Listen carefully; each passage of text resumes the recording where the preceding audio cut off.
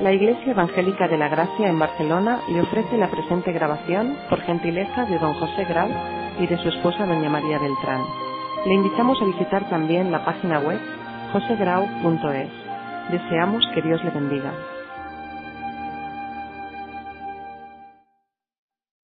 Bien, tal como he dicho, hay varias preguntas.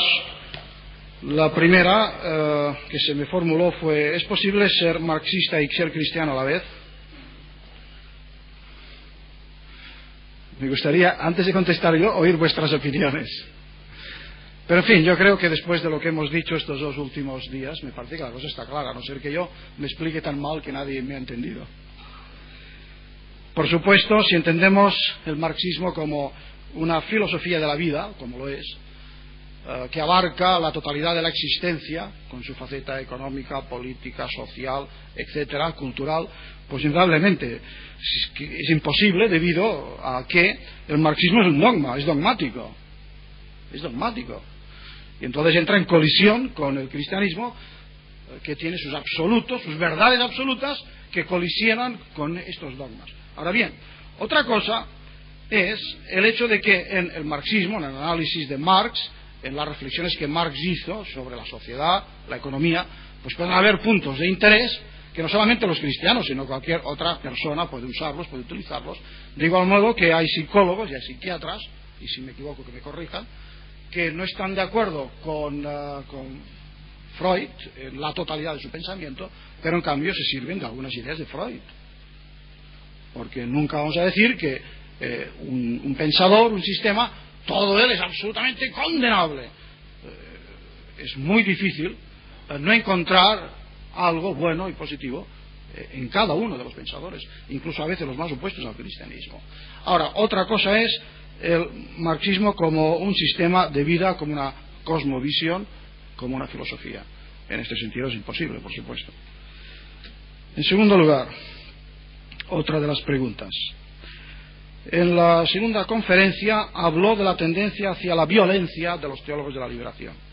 ¿Cómo se explica entonces que los simpatizantes que tiene aquí la teología de la liberación se encuentran entre los pacifistas? Bueno, me parece que esa pregunta deberían contestar a los pacifistas simpatizantes de la teología de la liberación, y no yo, porque yo no pertenezco a la teología de la liberación. Pero son hechos, no son opiniones, esto es evidente.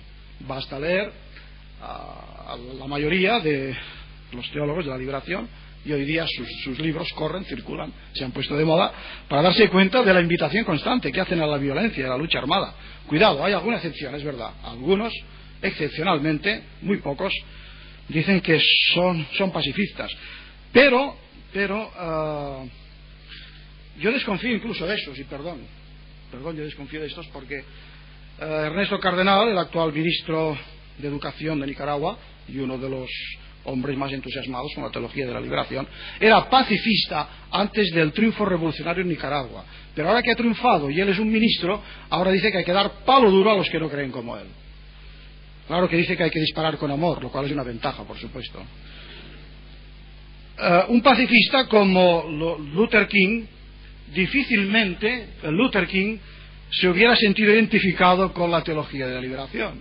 Yo he leído los sermones de este siervo de Dios y bueno, está completamente en los antípodas de la teología de la liberación. Bien, otra cuestión, otra de las preguntas. La crítica a la teología de la liberación está bien, la comprendo y la comparto, pero ¿no necesitan nuestras iglesias algo de otro signo? Es decir, algo que en lugar de solamente centrarnos en la crítica de la teología de la liberación, nos ayuda a despertar de la modorra, el pasotismo que nosotros en nuestros círculos hay respecto a cuestiones sociales, humanas, culturales y políticas.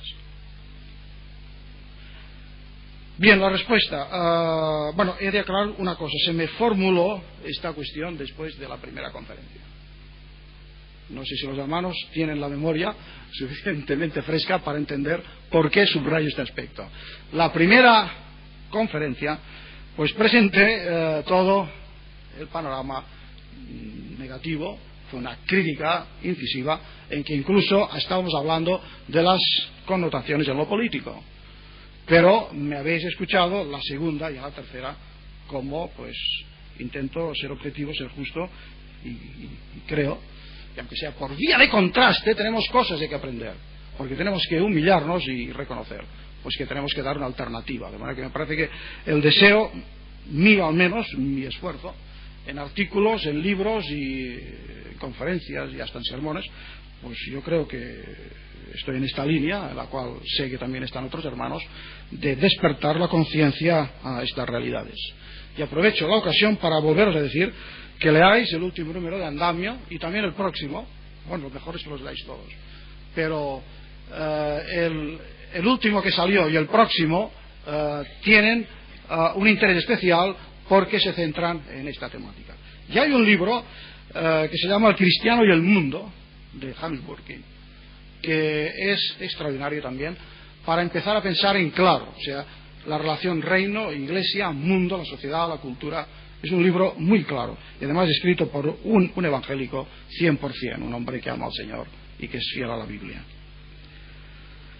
Ahora, dice, ¿no necesitan nuestras iglesias este acento de despertamiento?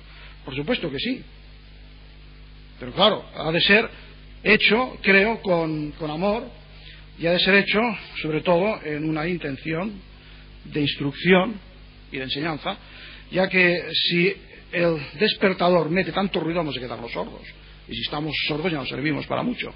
O sea que es bueno que sea un despertador que conmocione las conciencias y haga arder los corazones, pero no que nos aturda. Bien, y ahora todavía tengo más aquí. Dice, en los análisis de la teología de la liberación, esta es una pregunta que se parece a la anterior. En los análisis de la teología de la liberación, ¿no cree que se habla sobre todo de errores? ¿No será para seguir eludiendo ciertos temas de este signo social, la marginación, etcétera? Bueno, aquí también tengo que decir que la pregunta se formuló al final de la primera conferencia. Ahora, eludir, yo no tengo ningún interés en eludir nada. Me parece que he hablado bastante claro, hasta tal punto que estoy seguro que en algunos sitios algunos estarían escandalizados, o a lo mejor también lo estáis vosotros, simplemente por tratar esos temas, de manera que eludir, yo al menos nada de nada. Ahí están mis artículos en revistas, mis libros y tal como he dicho antes. O sea, no se me puede acusar de eludir esos temas. Ahora, eso sí, intento enfocarlos desde una perspectiva bíblica, desde una perspectiva de fidelidad a la palabra de Dios. Otra pregunta. Dice, normalmente se afirma que la teología de la liberación nace de la fusión del cristianismo y el marxismo, o más concretamente el catolicismo y el marxismo. ¿No cree que nace también de la infidelidad de la Iglesia hacia ciertas cuestiones? Bueno, pues es evidente, por supuesto. Esto es evidente. De las infidelidades de la Iglesia nacen muchas herejías, por supuesto. Y son un reto para nosotros. Aunque claro, aquí en la pregunta yo no sabía qué Iglesia se quería indicar, porque yo estoy dispuesto a incorrer con la parte de responsabilidad que como Iglesia evangélica nos toca, pero lo que no estoy dispuesto es a cargar con la responsabilidad de Sudamérica, que pertenece a la Iglesia Católica Romana. Y lo siento mucho, esto no es sectarismo, pero a mí no me da la gana que me digan que soy asesino si el asesino es otra persona. Y los culpables de lo que ha ocurrido en Sudamérica es la Iglesia Católica Romana, sí, con mayúsculas. Y si no, compárese América del Norte y América del Sur, con todos los efectos que queráis en América del Norte, con todos los que queráis. Pero la influencia de un tipo de cristianismo en América del Norte es radicalmente distinta a la América del Sur, o la influencia del cristianismo tal como ha estado en el Canadá, en Suecia, en Australia y en todos estos países. De manera que yo estoy de acuerdo en decir, quizá los evangélicos en Hispanoamérica no han estado a la altura de sus circunstancias. Es posible, no lo sé, no quiero juzgarlos. Me anima mucho ver que las voces de renovación surgen de allí ahora, lo cual significa que hay una iglesia evangélica que está despertando sus responsabilidades. Pero lo que yo no tolero es que yo tenga que cargar con la responsabilidad de lo que ocurre en Sudamérica. Eso ni hablar. Eso es como si me dijeran que soy culpable de todo lo que ocurrió durante los años del nacionalcatolicismo. Yo no era ni nacional ni católico, por consiguiente eso no va conmigo. Si se refiere a qué iglesia, cuando estamos hablando de que es nuestra infidelidad. otra pregunta. Dice, hay ciertos cristianos que suelen afirmar, conocemos la verdadera liberación, y estos están equivocados. Dice, pero esta afirmación no los compromete. Y entonces la cuestión es, ¿quién está en peor situación respecto al Señor? ¿El que conoce la verdadera liberación y no la ejerce, o el que a pesar de los errores la ejerce en parte? Ese tiene miga, esta pregunta. Decimos, bueno, que están equivocados y nosotros sabemos la teología de la liberación, pero al menos aquellos equivocados hacen algo, ¿no? Bueno, yo aquí debería hacer una serie de puntualizaciones. Creo que muchos que quizá dicen que tienen una alternativa, pero no la ponen en práctica, es porque no tienen ninguna alternativa. O sea que no es que lo conozcan y no lo hacen, es que no lo hacen porque no saben nada, no aciertan a hacer. En segundo lugar, yo tampoco estoy muy de acuerdo en que la teología de la liberación haga algo, salvo confundir. Porque no tenemos que olvidarnos que es el fruto de una élite de académicos, de teólogos, que luego cuando desciende al pueblo, lo que utiliza es la piedad popular, aquello de que hablábamos el otro día. Y no hace nada para quitar esta piedad popular, entre comillas, que yo le llamo superstición, soy así de bruto. Pues no hace nada para convertir esta superstición en espiritualidad. Y a la postre para lo único que sirve es para un proyecto revolucionario de dictadura futura. Entonces yo tampoco veo que estén haciendo una gran contribución, porque es lo que yo decía el viernes en la calle Aragón. Yo francamente, a mí que me cambien a Pinochet por el señor Fidel Castro, me deja sin cuidado, me deja frío, porque creo que es igual. La dictadura se llama de izquierda o de derecha, es una dictadura. Y un cristiano, por consiguiente, no puede estar apoyándola. Y si tenemos en cuenta que la teología de la liberación está promulgando una caricatura de la doctrina bíblica, pues no podemos decir que conocen en parte, pero ejercen algo, ¿no? Lo que ejercen, yo creo que no lo ejercen en el sentido escriturístico de la palabra. Aunque estoy de acuerdo en que no basta hablar y que pues hay que ofrecer alternativas. Bueno, y por último, ¿por qué la Iglesia reacciona ante la teología de la liberación, pero no ante cosas como la doctrina de la seguridad nacional, otras cuestiones de la marginación? ¿No es ilustrativo de su compromiso con los hombres? ¿No ilustra esto que se preocupa solo de barrer hacia su casa propia, como si lo demás no importase a Dios? ¿La actitud de Jesús no era radicalmente diferente en estos puntos? Bueno, yo veo muy difícil que podamos sentarnos a dialogar sobre problemas tan complejos como la doctrina de la seguridad nacional y el pacifismo, si antes no nos hemos sentado a dialogar sobre doctrinas como el reino, la esperanza cristiana, la responsabilidad social de los cristianos, a la luz del Evangelio. Porque solo a partir de unas bases bíblicas bien seguras y bien firmes podremos empezar a hablar de algunos temas. Pero ahora, todo lo que sea afrontar esa temática sin una base bíblica es dejarse arrastrar simplemente por simpatías. A mí me cae mejor esto y al otro el otro. Simpatías que a veces han sido cultivadas pues por nuestros amigos, por las ideas más o menos que circulan en lo político, en lo social, etcétera. Hay algo que, aunque el tiempo pasa, pero desearía leeros, porque me parece que tiene que ver algo con esa pregunta. Un escritor católico progresista de aquí, de nuestra tierra, Jaime Lores, y para que no digáis que voy a citar un facha, os digo que pertenece al PSC-PSOE. Y dice este señor que es difícil hoy día criticar las realidades revolucionarias de Hispanoamérica. Igual dice que critiquemos la anticlerical Cuba como la paradójicamente clerical Nicaragua, porque hay un espejismo de la izquierda. Dice, y del tercer mundo. El solo hecho de que pertenezcan al tercer mundo las convierte en nuestros ojos como en tabús intocables.